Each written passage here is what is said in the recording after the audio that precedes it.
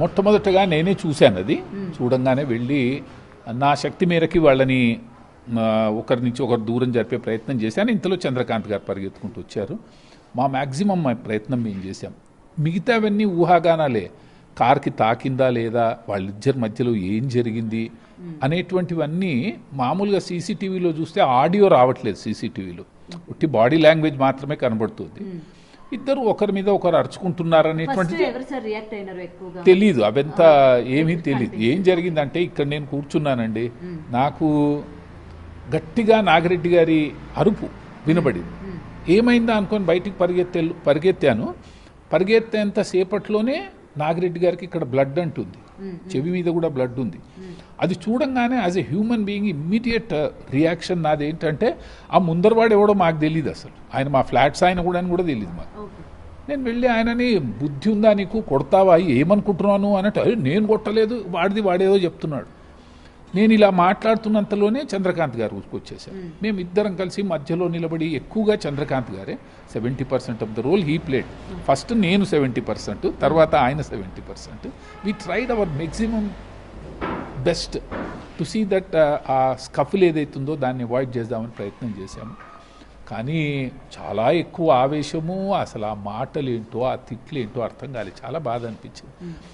నాగిరెడ్డి గారు చనిపోతారని అయితే కలలో కూడా అనుకోలేదమ్మా. ఆయన స్ట్రాంగ్గా ఉంటారు, very good personality and all. మామూలుగా బ్లడ్ వచ్చింది, కొట్టుకున్నారనేంత వరకు తెలుసు.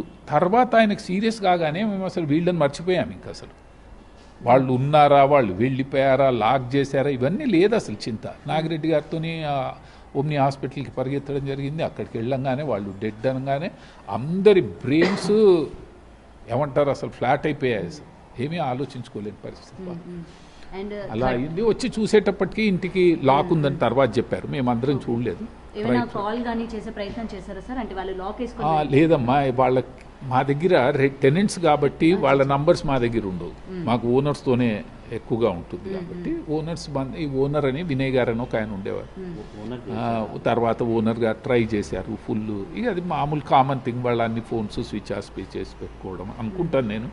అవన్నీ నాకు తెలియని విషయాలు ఊహాగానాలు చెప్పడం అంత కరెక్ట్ కాదు. Because this is almost a death case కాబట్టి ఏది జరిగినా న్యాయం జరగాలని అని అనుకుంటున్నాము. ఇది సంగతి. ఏదైనా ఇంతకుముందు చంద్రకాంత్ గారు చెప్పినట్టు ఉచిత సలహా ఒకటి ఇవ్వమంటే, ఆ కార్కి తాకిన దెబ్బతోని కోట్ల రూపాయల నష్టం కాదు, మనిషి ప్రాణం పోతే మళ్ళీ తిరిగి రాదన్న విషయం తెలుసుకున్న రోజు అందరూ కాస్త తెలివిగా ప్రవర్తిస్తారేమో అనిపిస్తుంది. ఎంత చిన్న ఇష్యూ అమ్మా. నేను కార్ వెనకాల కార్ నేను చూశాను. హెయిర్ లైన్ గ్యాప్ కూడా ఉండొచ్చు, లేకపోతే జస్ట్ ఇలా తాకిందేమో. దాంతో ఏమవుతుందని అసలు అంత కోపం ఎందుకు, అంత ఆవేశం ఎందుకు? ఏం జరిగిందోనమ్మా, అక్కడ ఏం జరిగిందో మాకు తెలియదు. ఏం చెప్పినా ఊహాగానాలే. మేము చూసింది ఫస్ట్ ఇన్సిడెంట్, నా కళ్ళల్లో కనబడ్డది మా నాగిరెడ్డి గారి శరీరం మీద రక్తము, ఆయన చెవిలో దెబ్బ. ఇవి రెండు నాకు ఫస్ట్ కనబడ్డటువంటి సైకిల్. ఆ తర్వాత జరిగినాయి అన్నీ కామన్. చెప్పండి. అండ్ సార్ 13 years నుంచి ఆయన ఇదే అపార్ట్మెంట్లో ఉంటున్నారు కాబట్టి ఇంతకుముందు ఏమైనా ఇలాంటి గొడవలకు వెళ్ళడం కానీ ఇలాంటివి ఏమైనా చేసేవారు? లేదండి. ఆయన యాజ్ అన్ అడ్మినిస్ట్రేటర్ మాకు ప్రెసిడెంట్గా ఉండేవాడు కాబట్టి, అడ్మినిస్ట్రేటర్గా ఉన్నప్పుడు కాస్త గట్టిగా మాట్లాడకుంటే పనులు జరగవు.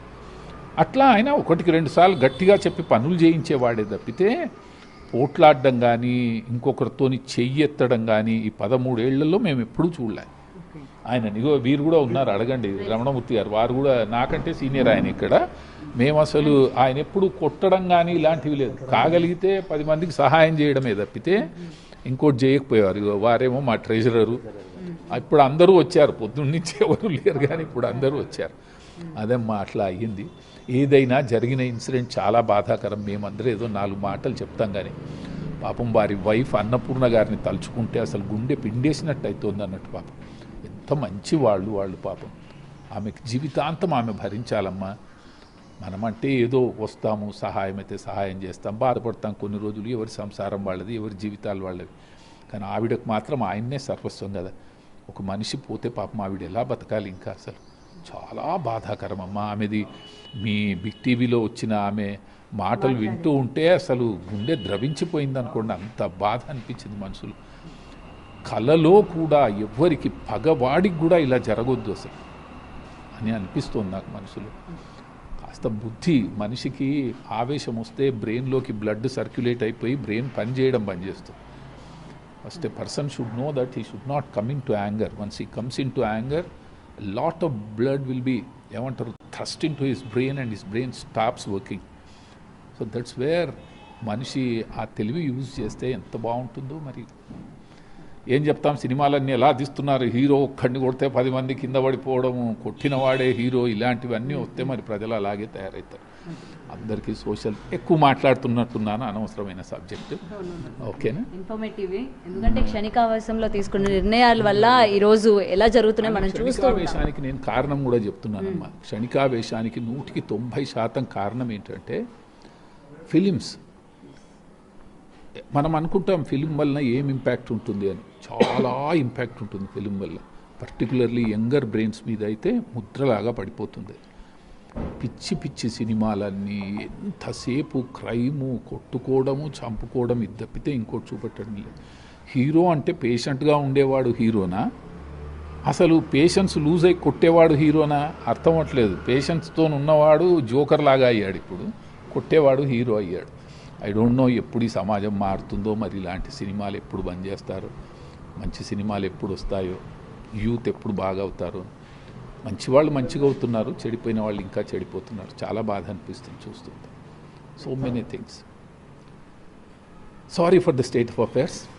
ఐ విష్ అన్నపూర్ణ గారికి ఆ భగవంతుడు ధైర్యాన్ని ఇచ్చి జీవితాన్ని 10 మంది సేవలు ఆమె స్పెండ్ చేస్తూ, వాళ్ళు చాలా మంచి భక్తులండి. అసలు విషయం చెప్పడం మర్చిపోయాను. నాగిరెడ్డి గారు కానీ అన్నపూర్ణ గారు కానీ ఒక్క రోజైనా సరే గుడికి పోకుండా ఉండేవాళ్ళు కాదు. ప్రతిరోజు గుడికి వెళ్ళేవాడు, ప్రతిరోజు గుడికి వెళ్ళేవాడు. ఆంజనేయ స్వామి గుడికి వెళ్ళేవాడు. చాలా భక్తులండి ఇద్దరు, చాలా మంచి భక్తులు, చాలా మంచి భక్తులు ఇద్దరు. ఆమెకు ఆ భగవంతుడే, ఆ సాయినాథుడిని వాళ్ళు నమ్ముకున్నారు. ఆయన వీళ్ళకి ధైర్యాన్ని ఇచ్చి ఆ కుటుంబాన్ని మంచిగా చూడాలని మనస్ఫూర్తిగా కోరుకుంటున్నాను. మా అందరి తరఫున, ఏదో నేను పెద్దవాడిని కాబట్టి అందరి తరఫున నేనే చెప్తున్నాను అనుకోండి, సరేనా? Thank you for coming here and let this be a message to all the people who come in to emotion unnecessarily. I wish that ప్రపంచం ఇలా కాకుండా ఆనందంగా సంతోషంగా ఉండే రోజు తొందరగా రావాలని మనస్ఫూర్తిగా కోరుకుంటున్నాను. Thank you so much. Right, ఇదండి ప్రజెంట్ అపార్ట్మెంట్ వాసులతో కూడా మనం మాట్లాడడం జరిగింది కదా. అయితే ఏదైనా సరే క్షణికావేశం వచ్చేటప్పుడు ఒక్క క్షణం మనం ఏం చేస్తున్నాము ఏంటి అని చెప్పి మన బాడీ మీద కావచ్చు, లేకపోతే మన మైండ్ మీద కావచ్చు, మనం కొంచెం ఏకాగ్రత పెట్టుకోవడం చాలా ఇంపార్టెంట్. ఎందుకంటే ఎటువంటి అంటే మనం ఇలాంటి ఇష్యూకి కూడా చంపుతారా అన్నది కూడా మనం ఆలోచించుకునే స్థాయికి వెళ్లకుండా కూడా చేస్తూ ఉన్నాయి అనమాట కొన్ని ఇన్సిడెంట్స్ మనం చూస్తున్నాయి ఈ మధ్యకాలంలోని. సో ఏదేమైనా సరే ఇలాంటి ఇన్సిడెంట్స్ మనకి ఏంటంటే ఒక గుణపాఠం కావాలి. కోపం వచ్చినప్పుడు లేకపోతే ఆవేశం వచ్చేటప్పుడు ఎలా మనల్ని మనం కంట్రోల్ చేసుకోవాలి అనే దానికి ఇలాంటివే ఉదాహరణ అని చెప్పి కూడా మరోసారి ఈ ఇన్సిడెంట్ చూసిన తర్వాత కూడా తెలుస్తుంది.